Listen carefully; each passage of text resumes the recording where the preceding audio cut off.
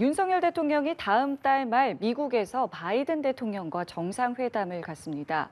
이번 방미는 국빈 방문으로 대통령실은 역사적인 전기가 될 것이라고 말했는데요. 네, 이달 중엔 한일 정상회담을 위해서 일본 방문도 유력하게 검토가 되고 있습니다. 한미일 삼각협력이 가속화될 걸로 보이는데요. 관련 내용들 전문가 모시고 이야기 나눠보겠습니다. 김재천 서강대학교 국제대학원 교수 나와 계십니다. 어서 오십시오. 네, 안녕하세요. 안녕하세요. 한미 정상회담 4월 26일로 예정이 되어 있습니다. 국빈 만찬도 포함이 된다고 하고요. 보도가 계속 나오고 있는데요. 그 의미 어떻게 보십니까? 상당히 가벼운 발걸음으로 미국을 방문해서 정상회담을 할 것 같습니다. 예. 사실 미국 측에서 그동안 음으로 양으로 한국에게 한일 관계를 개선하라고 권고를 했던 게 사실이거든요. 물론 한일 관계의 원죄는 일본에게 있습니다. 예. 하지만 문재인 정부 들어서서 위안부 합의가 실질적으로 파기가 됐고 대법원 판결이 나왔습니다. 그러면서 한일 관계가 엉클어졌기 때문에 네. 한국이 조금 선제적으로 뭔가 한일 관계를 봉합할 수 있는 조치를 취하라는 권고가 있었는데 실질적으로 한국 측에서 굉장히 전향적이라고 할 수밖에 없는 선제적인 양보 조치를 내놨습니다. 해결책을 예. 내놨고요. 그리고 지금 김성한 안보실장이 방미 중이고요. 방미 중에 이 정상회담 4월 26일로 날짜를 못을 박았습니다. 네. 국빈 자격으로 방문을 갔다 하시는 것이고 금년이 한미동맹 70주년입니다. 네. 지금 뭐 한미동맹이 강건하다는 데는 누구나 지금 뭐 누구도 토를 달 수가 없을 것 같아요. 하지만 굉장히 많은 도전 요인이 있는 것도 사실이고 굉장히 많은 현안이 있습니다. 그래서 한미동맹을 더욱더 뭐 포괄적인 전략동맹이라는 표현을 쓰는데 포괄적인 전략동맹으로 실질적으로 발전을 시키고 가치동맹으로 발전을 갖다 시키는 게 중요하기 때문에 네. 굉장히 한미동맹을 더 공고히 하고 격상시키는데 중요한 계기로 작용할 수 있는 한미 정상회담이라고 생각합니다. 네, 의미를 말씀해 주셨는데 국빈 방문이잖아요. 네, 국빈 맞습니다. 방문의 의미는 또 어떻게 봐야 되겠습니까? 그렇죠. 이게 이제 국빈 방문, 이게 보통 국가 원수가 다른 나라를 방문할 때요. 이제 국빈의 자격으로 갈 수가 있고 그냥 공식적인 방문을 갖다 할 수 네네. 있습니다. 한국 대통령이 미국을 국빈 방문하는 것은 아마 이명박 대통령 이후에 한 12년 만에 처음인 것으로 알고 있고요. 그리고 바이든 행정부가 출범하고 난 후에는요. 프랑스의 임마누엘 마크롱 대통령이 국빈 자격으로 미국을 방문한 것으로 알고 있습니다. 네. 그러니까 바이든 행정부가 출범하고 나서는 두 번째로 지금 이제 윤석열 대통령이 미국을 방문하게 되는 것이고요. 네. 국빈 자격으로 갈 경우에는 그러니까 초청 국가의 국가 원수 이럴 경우에는 지금 미국의 대통령 조 바이든 대통령이 실질적으로 실제로 이제 공항에 영접을 나올 수 있고요. 만약에 뭐 너무 바쁘다 그렇다면 이제 예. 카멜라 해리스 이 네. 부통령이 올 수도 있는 것이고 최고의 이제 영접을 하는 것이고 다양한 행사 그리고 의전도 굉장히 화려하게 진행이 되고요. 공식 만찬을 하게 됩니다. 이제 이게 아니고 이제 공식 방문을 할 경우에는 이런 어떤 화려한 의전이 없고요. 뭐 공식적인 어떤 만찬보다는 간단한 오찬 뭐 이 정도로 뭐 그 회담 형식을 갖다 뗄 수가 있는 것이죠. 예. 어쨌든 간에 지금 뭐 그 국빈 자격으로 방문을 갖다 한다라는 것은 한미 관계가 그만큼 돈독하다라는 어떤 그런 방증 아니겠습니까? 예. 네. 이번에 방문을 하게 되면 미 의회 연설할 가능성도 제기가 되더라고요. 어떤 발언을 내놓을까도 관심이고 아무래도 뭐 경제적인 현안이나 이런 이야기 좀 할 것 같은데 그런 이야기도 좀 편하게 하는 분위기입니까? 이런 발언들이? 글쎄요, 뭐 의회 발언이 어떤 내용으로 채워질지 저도 상당히 궁금한데요. 예. 지금 뭐 경제 문제로 말씀을 하셨는데 아마 반도체 법안을 예. 지금 염두에 두고 그런 말씀을 갖다 하신 게 아닌가 싶은데 반도체 법안 사실 좀 너무한 부분이 있죠. 예. 그죠? 예, 지금 뭐 한국의 반도체 기업뿐만 아니라 대만의 뭐 TSMC 반도체 기업도 지금 사실 부글부글 끓고 예. 있습니다. 지금 뭐 초과 이익을 갖다가 뭐 예. 공유하라든지 아니면 뭐 기업의 이 뭐 정보를. 기밀에 가까운 어떤 예. 정보를 갖다 공유해야 된다. 중국의 투자를 갖다가 전부 다 회수하고 완전히 이제 뭐 관계를 갖다 끊으라는 식인데 이게 이런 법안이 만들어지는 것을 한국의 실무자 측에서 실무상에서 조금 더 주도 면밀하게 관찰해야 되는 부분은 분명히 있는 것 같아요. 왜냐하면 이게 이러한 법안들이 미국 의회의 입법 과정을 통해 가지고 이게 결과물로 나오잖아요. 그런 과정을 갖다 조금 더 주도 면밀하게 관찰을 갖다 해야 될 것 같고요. 그다음에 상무부의 입김이 굉장히 크게 작용을 갖다 합니다. 상무부 같은 경우에는 지나 러먼도 상무부 장관이 조금 미국 우선주의자예요. 네. 정치인 출신이기 때문에 좀 예. 그런 성향이 강해서 이런 법안이 나오면은 미국의 안보실이라든지 미국의 국무부도 조금 당혹스러운 부분이 있어요. 그러니까 저희가 조금 더 실무적 차원에서 지금 조금 더 주도 면밀하게 관찰을 하고 협의를 해야 되는 부분이 있기 때문에 김성한 실장도 지금 미국의 관계자와 지금 실무적인 어떤 협의를 하고 있는 것으로 알고 있고 예. 아마 오늘 중으로 안덕근 통상교섭본부장도 지금 미국으로 떠나서 이런 문제를 갖다가 다룰 것으로 예상을 갖다 하는데요. 대통령 의회 연설의 경우에 이런 현안을 좀 언급하기에는 좀 그래요. 그러니까 네, 한미 동맹이 70주년을 맞아서 네. 전략적인 포괄 동맹으로 발전하고 있고 가치 동맹으로 발전하고 있는데 이게 얼마나 중요한 것인지 예. 이런 어떤 원론적인 차원의 내용으로 채워져야 한다고 생각하고요. 채워질 것으로 예상하고 있습니다. 예, 시점을 보면 이제 4월 26일에 미국을 가게 되는데 그에 앞서서 이번 달에 일본을 방문할 수도 있다. 이것이 지금 뭐 조율 중이다라는 보도가 나오고 있기 때문에 글쎄요, 한일 정상회담 이후에 한미 정상회담을 하게 된다면 이것을 시기적으로 그리고 의미로는 또 어떻게 좀 봐야겠습니까?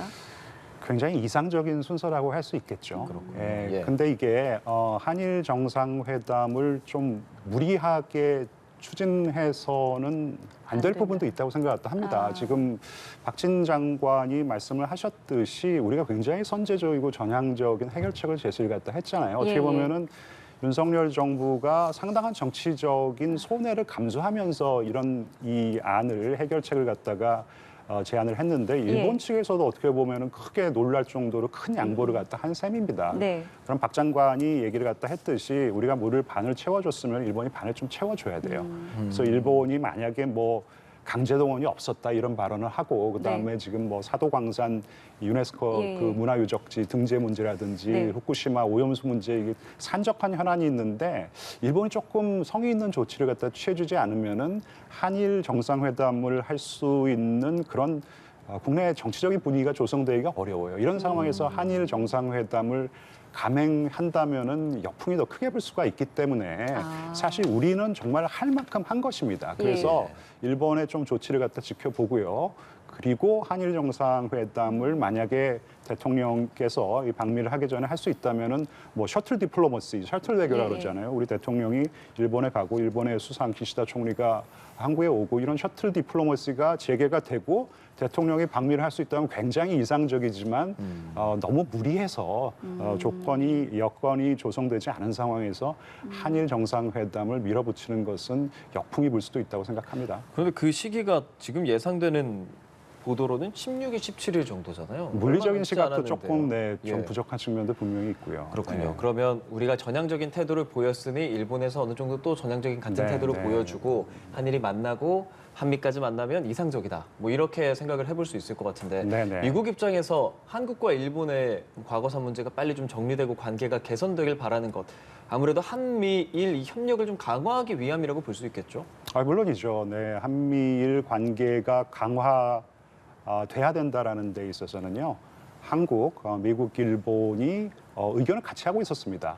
근데 이렇게 보면은 한미는 잘 되고 있고 또 미일도 잘 되고 있는데 한일이 안 되고 있었거든요. 예. 아까도 말씀을 드렸지만은 원죄는 일본이 있습니다. 근데 이제 미국의 입장에서 보면은 이게 박근혜 정부 당시에 어느 정도 한일 관계가 봉합이 됐다. 위안부 합의가 나오면서 그런데 이제 문재인 정부가 출범하면서 위안부 합의가 실질적으로 뒤엎였고 무효화됐고 그다음에 이제 대법원 판결이 나왔습니다. 예. 그래서 한국이 조금 선제적으로 해결책을 제시하라는 어떤 그런 좀 음으로 야무로 그런 압력이 행사가 됐던 것으로 저는 알고 있거든요. 예. 이제 그런 상황에서 한국이 전향적인 조치를 취했기 때문에 이제 일본이 조금 응답을 갖다 해야 되는 부분이 있고요. 호응을 갖다 해야 되는 부분이 있고 그렇다면은 분명히 이제 한미일 협력이 정상 궤도에 들어갈 수 있는 계기가 될 수 있는 부분이 뭐 있는 것이죠. 그럼 지금 말씀하신 것처럼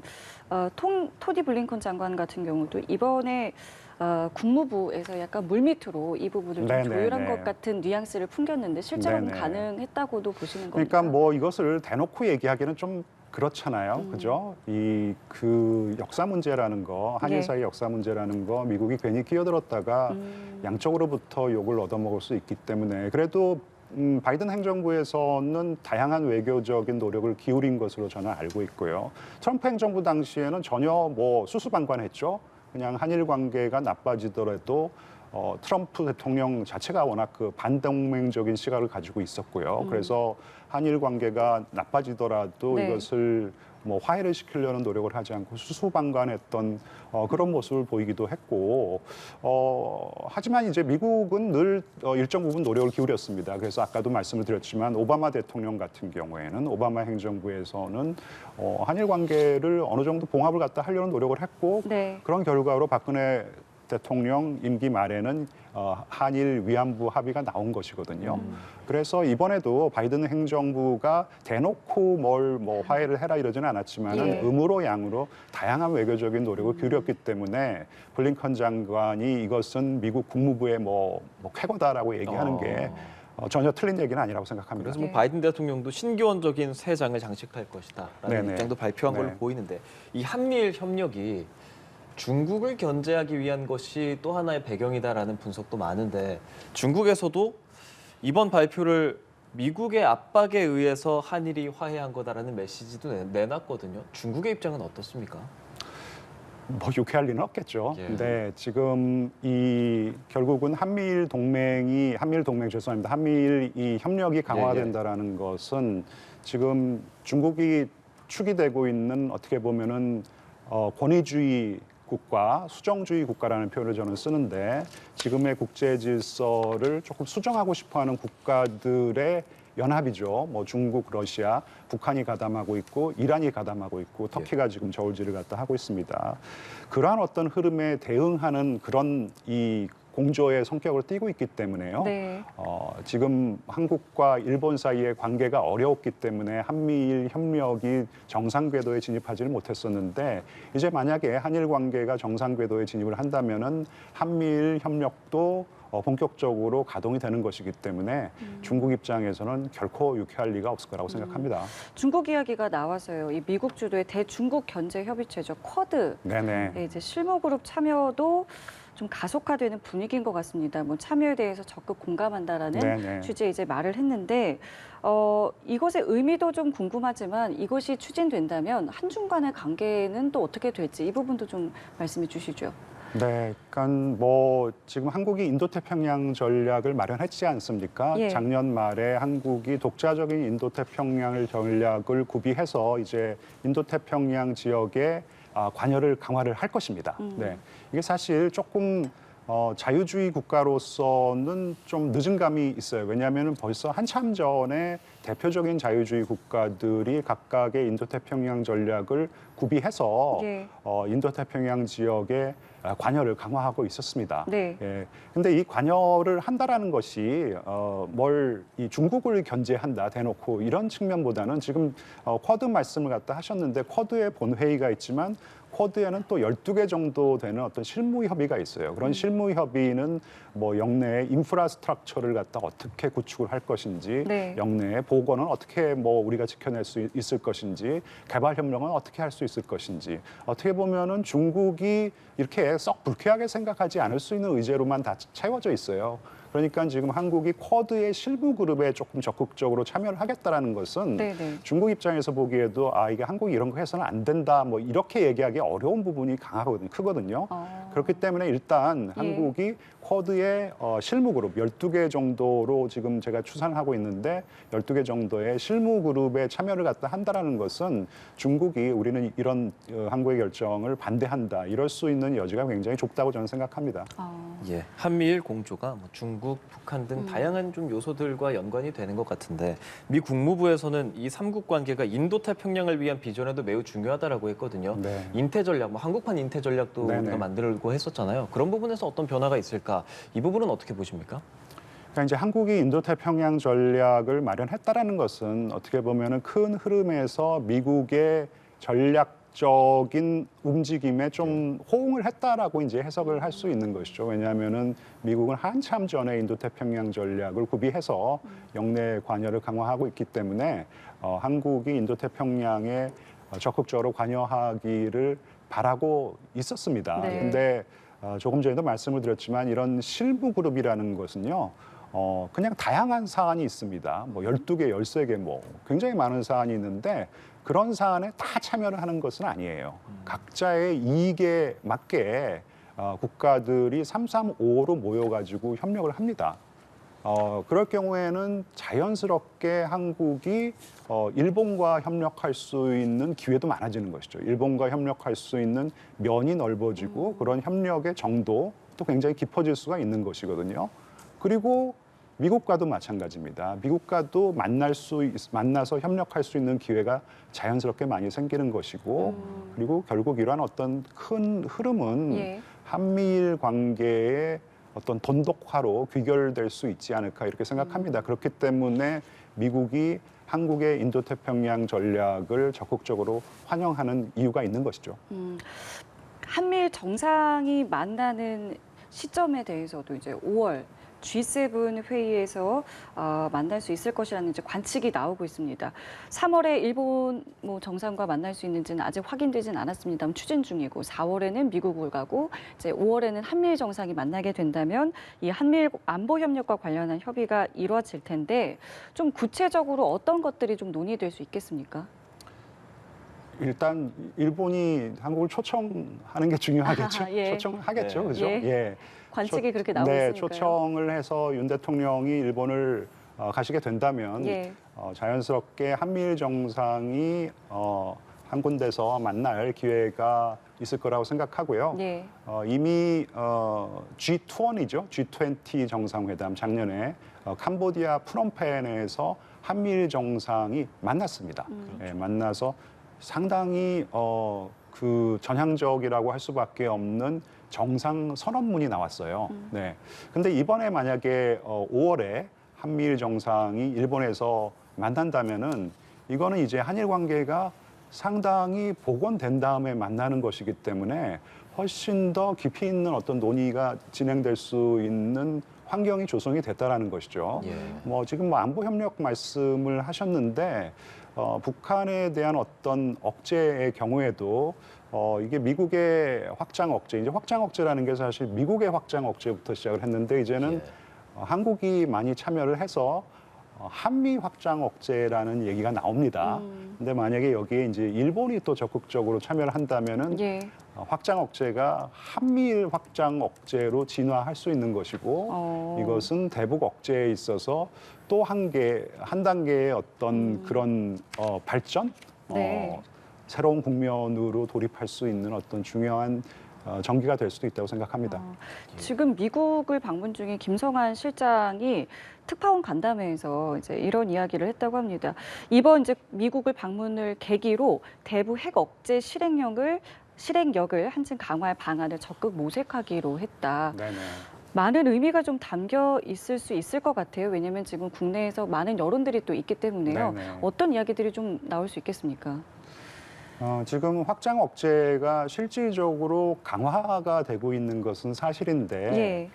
여전히 한국 국민들은 불안하게 생각을 하고 있기 때문에 네. 한국의 자체 핵무장에 대한 여론이 지금 뭐 70%까지 지지가 나오고 이런 여론 결과가 지금 나오고 있지 않습니까? 예. 그 얘기는 뭐냐면은 이 억제라는 것은 결국 이 능력의 문제이기도 하지만 미국이 그런 능력을 가지고 있다는 것은 우리가 다 알고 있죠.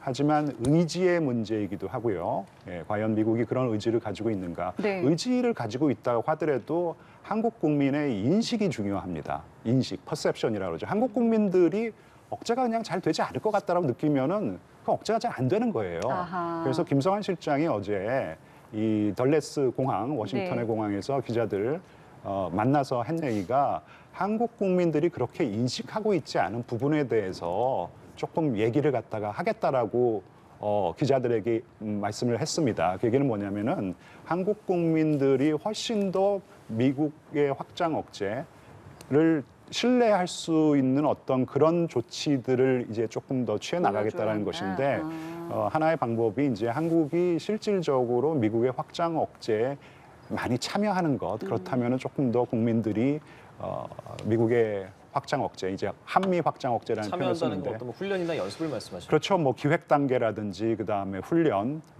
뭐 이런 단계까지 한국이 깊숙이 관여를 한다면은 이거는 확장 억제가 미국의 확장 억제만이 아니라 네. 한국이 참여하는 한국과 미국의 어떤 공동의 확장 억제라는 인식이 발생할 수 있을 것이고 그렇다면 조금 더 미국의 확장 억제에 대한 신뢰가 강해지고 뭐 신뢰가 강해진다라는 것은 억제가 실질적으로 강해진다라고 이렇게 말씀을 드릴 수도 있을 것 같아요. 예, 그런 신뢰나 억제가 강해진다는 것은 한미 그리고 한미일이 더 많이 같이 무언가를 한다는 건데 이 말은 즉슨 북한이 도발을 할 위험이 높아진다와 거의 비슷한 말처럼 이제 생각할 수 있을 것 같거든요. 우리 이제 대규모 훈련들 앞으로 또 예정이 되어 있는 상황이기 때문에 북한이 어떤 태도를 보일까 이 부분도 생각해 볼 만한 여지가 있을 것 같습니다. 네, 뭐 강대강 국면이기 때문에요. 북한이 강수로 대응을 할 것이라고 생각을 합니다. 지금 뭐 김여정 부부장이 뭐 최근에 이제 뭐 예. 한미 연합 훈련 그다음에 일본도 동해상에서 같이 해상 훈련하고 막 그랬잖아요. 네. 그러니까 뭐 해볼 테면 해봐라. 언제든지 신속하게 압도적으로 대응할 수 있는 준비가 되어 있다. 이런 발언을 갖다 했는데요. 지금 이 3월, 4월, 5월 이 빽빽한 외교 일정, 외교 이벤트로 빼곡 차 있습니다. 네. 북한이 뭐 남의 집 잔치에 초를 치는 데는 뭐 굉장히 이제 예. 능하잖아요. 그래서 그런 어떤 외교적인 이벤트가 열릴 때마다 일정 도발을 감행할 것으로 예상이 되고요. 특히 윤 대통령이 미국을 방문할 때는 뭐 이 화성 17형 ICBM으로 도발을 감행한다든지 그래서 방미 전에 조금 본인들의 존재감을 과시할 가능성이 높다고 봐야겠죠. 그럼 계속해서 북한의 도발 수위는 당분간은 좀 높아질 수 있다. 그것이 뭐 네, 신형 네, 네. ICBM까지도 네. 충분히 예상할 수 있다. 이렇게 이해를 하면 되겠습니까? 네, 저는 뭐 그렇게 예상하고 있습니다. 예, 알겠습니다. 오늘 저희 말씀은 여기서 인사드리도록 하겠습니다. 지금까지 김재천 서강대학교 국제대학원 교수와 함께했습니다. 오늘 말씀 고맙습니다. 고맙습니다. 네, 감사합니다.